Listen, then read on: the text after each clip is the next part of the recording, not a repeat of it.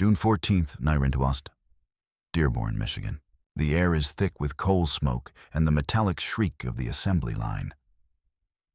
Imperial Japanese Naval Attaché, Captain Yuzuru Harada, grips the steel railing, his knuckles white. He stands on a catwalk high above the Ford River Rouge complex, a factory so vast it darkens the horizon. Below him, a literal river of steel, rubber, and glass flows at a relentless, pounding pace. Every 60 seconds, a new 1941 Ford Super Deluxe sedan, gleaming in maroon paint, rolls off the final assembly line. Harada is not a diplomat. He is a warrior, an intelligence officer. His mission is to gauge America's ability to wage war. His guides from the Ford Motor Company are smiling, proud of this civilian spectacle.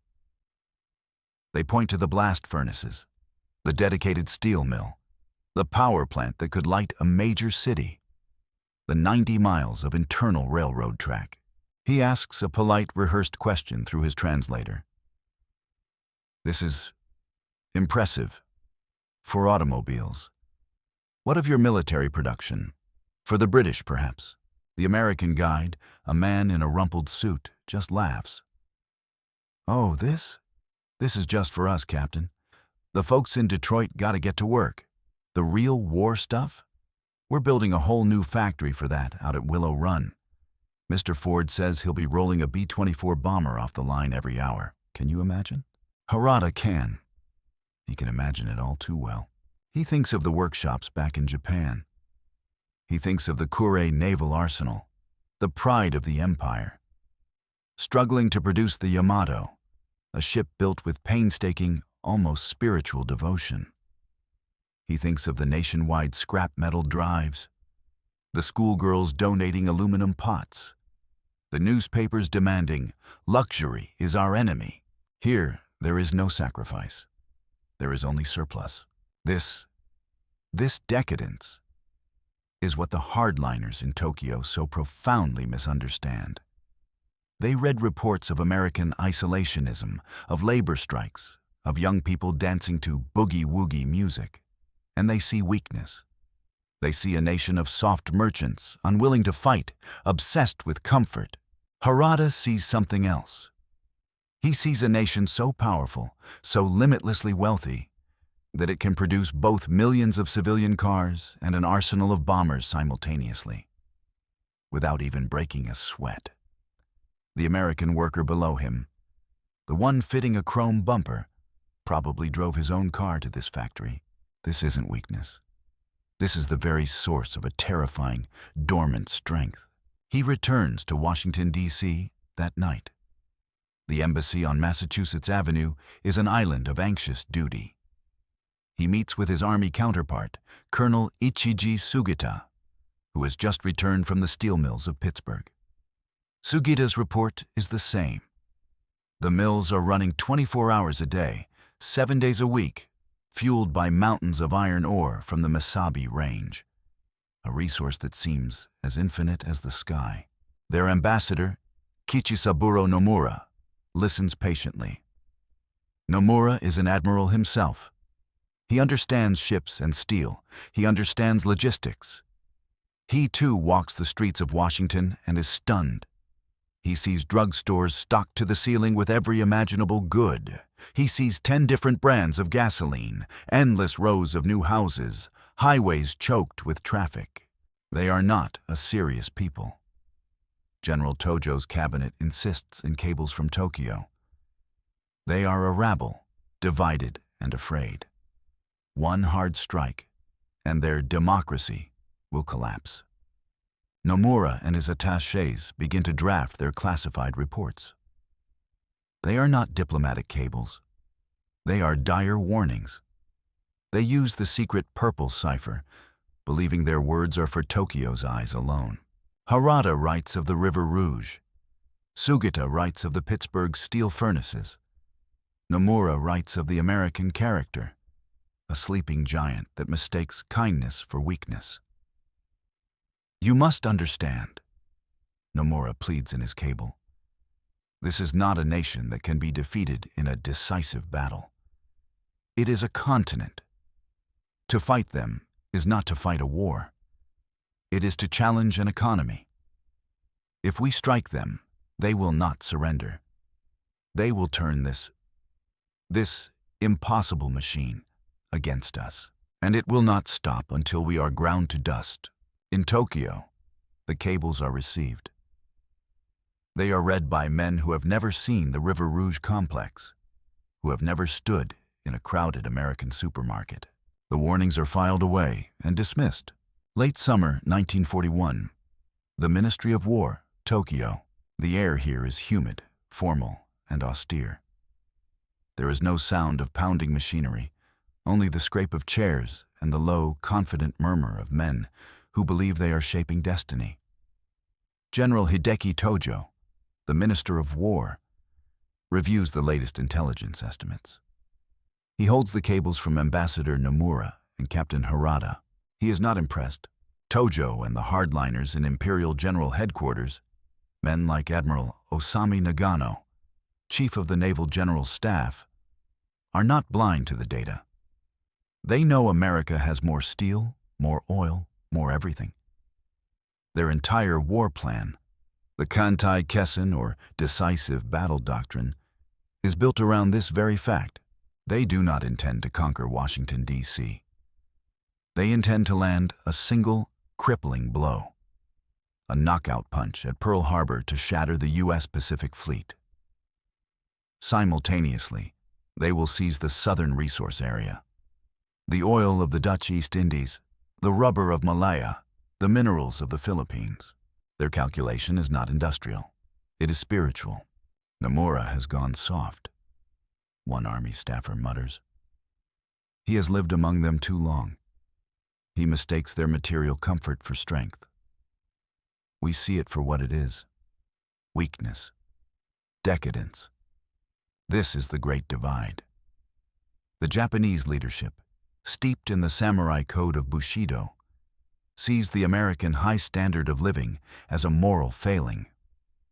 They read newsreels of American labor strikes, of isolationist protests, of young men and women jitterbugging. They see a nation of selfish individuals, pampered by convenience, unwilling to die for a flag. They believe that if struck, this rabble will not unify. It will fracture. They believe in Yamato Damashi, the unique, unconquerable Japanese spirit. They believe their warriors, hardened by austerity and fanatical devotion to the emperor, can overcome America's material advantage. They had done it before, against the Russians in 1905. They would do it again. But the men in Washington keep trying. In November 1941, Tokyo dispatches a special envoy to assist Nomura, a desperate final attempt at diplomacy that is, in reality, a political smokescreen. His name is Saburo Kurusu.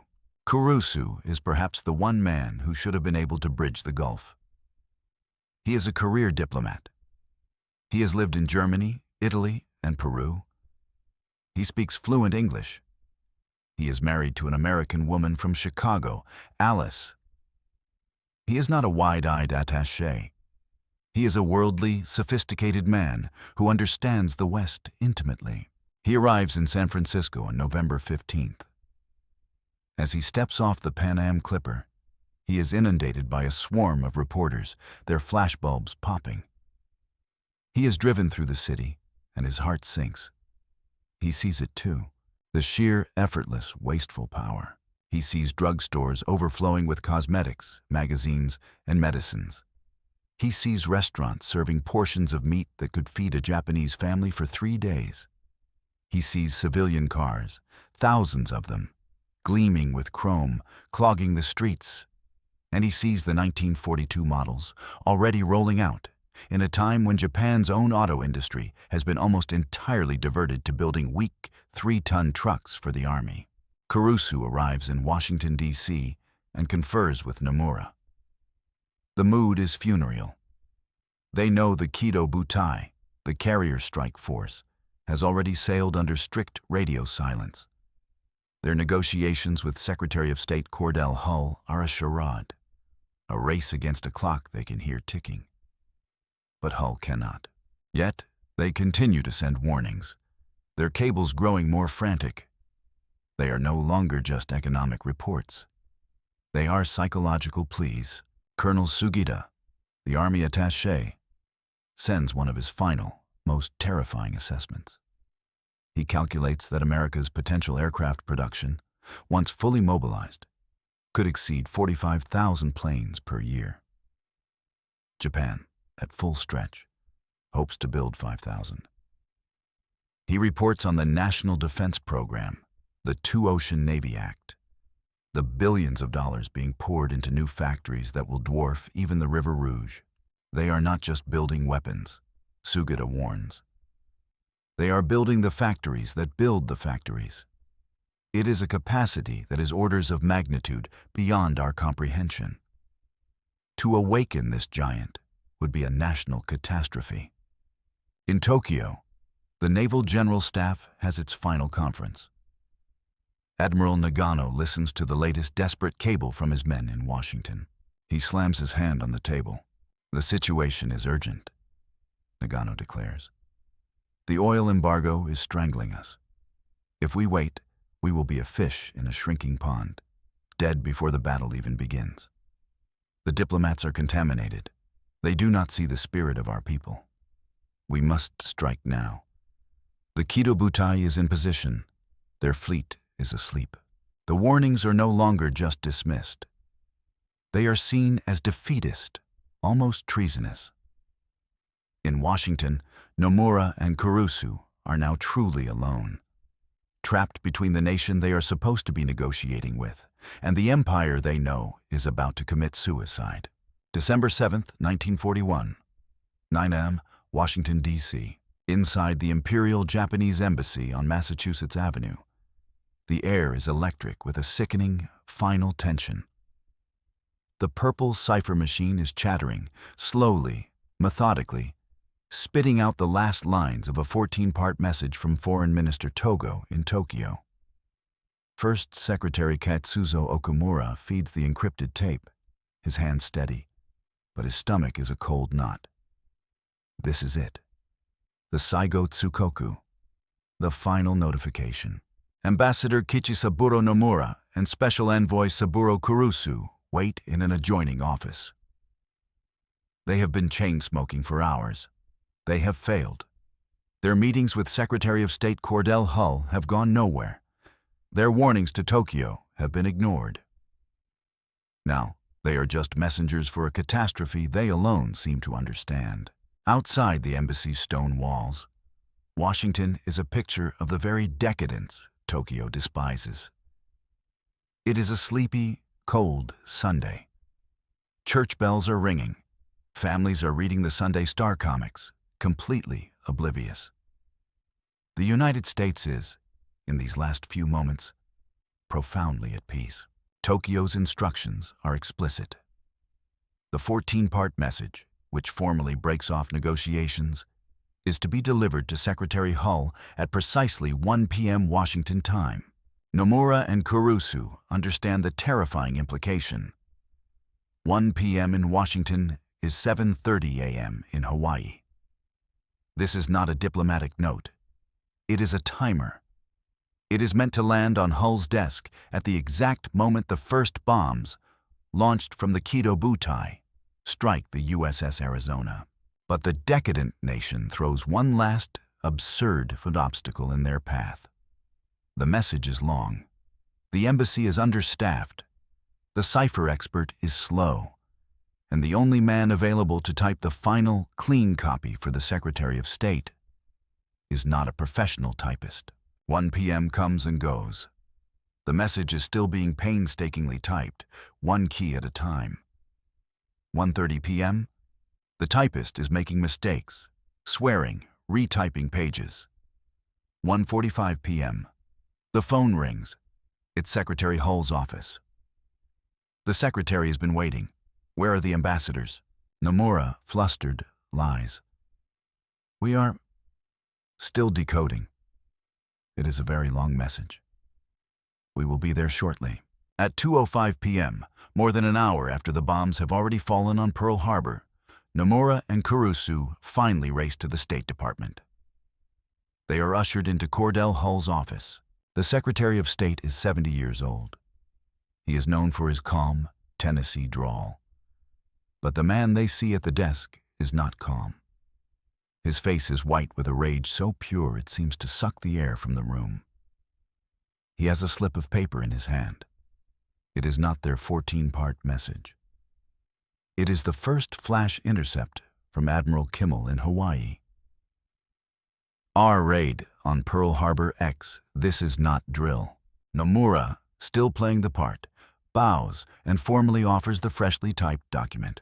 Hull does not reach for it. He stares at the two Japanese diplomats. His voice, when it comes, is shaking with contempt. In all my 50 years of public service, Hull seethes, I have never seen a document so crowded with such infamous falsehoods and distortions on a scale so huge that I never imagined until today that any government on this planet was capable of uttering them. Nomura, shocked by the fury, tries to speak. Hull cuts him off, gesturing to the door. Good day, gentlemen. They are dismissed. They walk out of the office in stunned silence. The humiliation is total. They understand. Hull knew. The attack they warned against, the one Tokyo believed would shatter the decadent Americans, had happened. And it had failed to even precede the notification. They step out onto the cold steps of the State Department. The quiet Sunday is gone. The city is stirring. They can hear the first shouts of newsboys. Saburo Kurusu, the man with the American wife, looks towards the White House. He sees it all now. He sees the river of steel from the Ford plant turning into a river of tanks.